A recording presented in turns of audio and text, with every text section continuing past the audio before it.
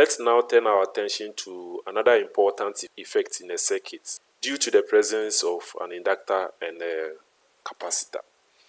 This effect is much similar to the effect of a resistor, that's opposing the flow of current. We call this effect the reactance. We have inductive reactance and we have the capacitive reactance. Let me explain these concepts using these few drawings here. If we have a direct current or direct source of power connected to a resistor, then the resistor will, depending on its value, will determine how much current flows through the circuit. Now, this amount of current that flows through the resistor causes it to heat up. So one effect of a resistor is to convert the energy from the battery or from the EMF source into heat. So the resistor changes the electric energy into heat. So that's one key thing you should remember. The key point is that the resistor limits the amount of current that is flowing, and it also converts the energy carried by the current to heat. Then we also have a capacitor connected to a circuit. Let me remind you, don't ever connect a capacitor directly to a battery. It should always be connected through a resistor. It's very, very dangerous because if you connect it initially, it will cause a light current to flow, which may cause a spark initially. Then it can destroy the circuit or whatever. So it has to be connected through a resistor all the time. But even though we've connected a resistor here, our focus is not on the resistor. Our focus is on the capacitor itself. Okay, so we have a capacitor here. How does capacitor react in a circuit?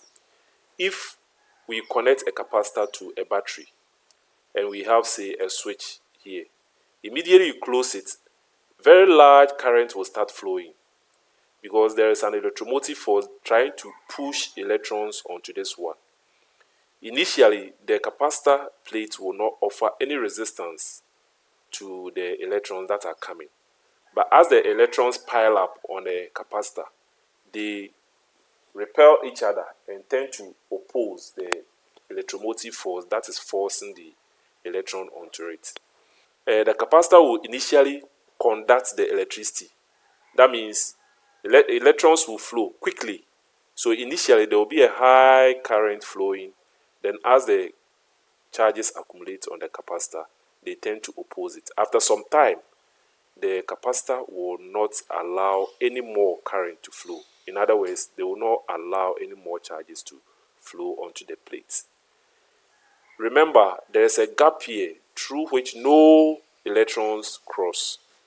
So the current in this one is simply the accumulation of electrons onto the plate. The reverse takes place at the other side. Electrons rather move from this plate to the positive terminal of the battery. So in effect, it appears there is current through it.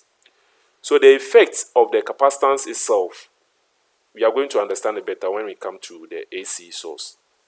It's like initial permission for current to flow, and then later on it blocks the current.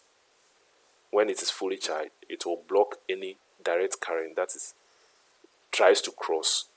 So capacitors block direct current. They don't allow direct current to flow through. What will happen is current will flow initially, but it will later on stop. Okay, let's come to the inductor.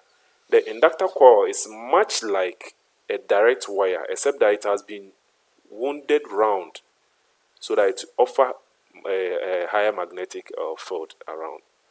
So if we do apply an electric current to it, it will offer opposition to the electric current initially, but with time it will allow all the current to flow. So it is exactly opposite behavior to that of capacitor. The capacitor will allow current to flow through and then later on oppose it.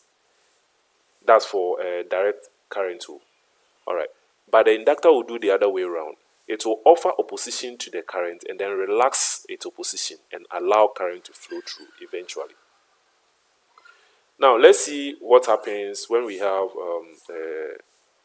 direct alternating current through the circuit.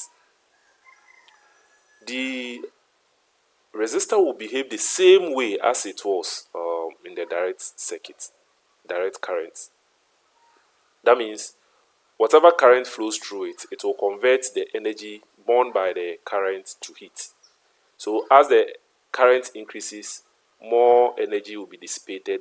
As the current reduces, less energy will be dissipated. So it will be dissipating the energy according to the sinusoidal behavior of the current flowing through it, the same way as it was behaving this way. So direct current flows constant dissipation of energy. This one is variation in the current flowing, so it will only vary the amount of energy that is dissipating. Let me come back and emphasize that the capacitor does not dissipate energy. I mean, pure capacitor and pure inductor will not dissipate energy. It will simply offer some initial reaction to the current that is flowing. In the case of capacitor, it will allow large current to flow initially and then block it later on. For the inductor, it will oppose the current flow, then later on allow it to flow fully. Then when we come to the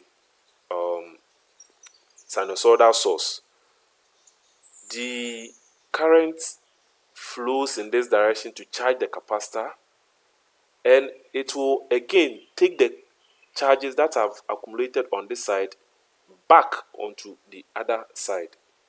So it will always appear that the capacitor is allowing the AC source to travel through all the time. Remember, in this one, it will offer initial, it will allow the current to flow initially and block it later.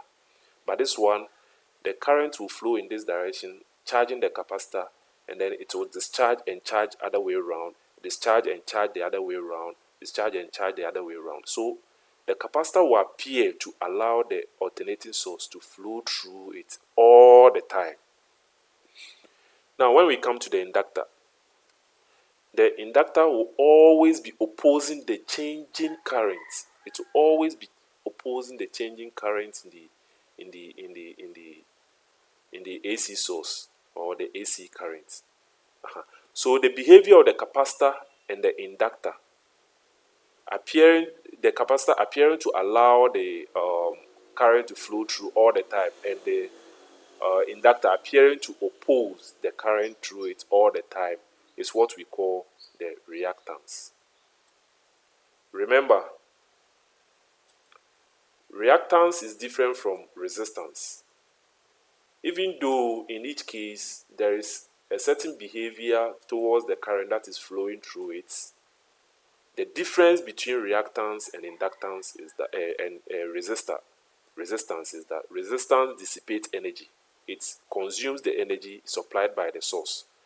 But the capacitors and the inductors do not dissipate the energy. I mean, I'm talking about pure capacitor and pure inductor.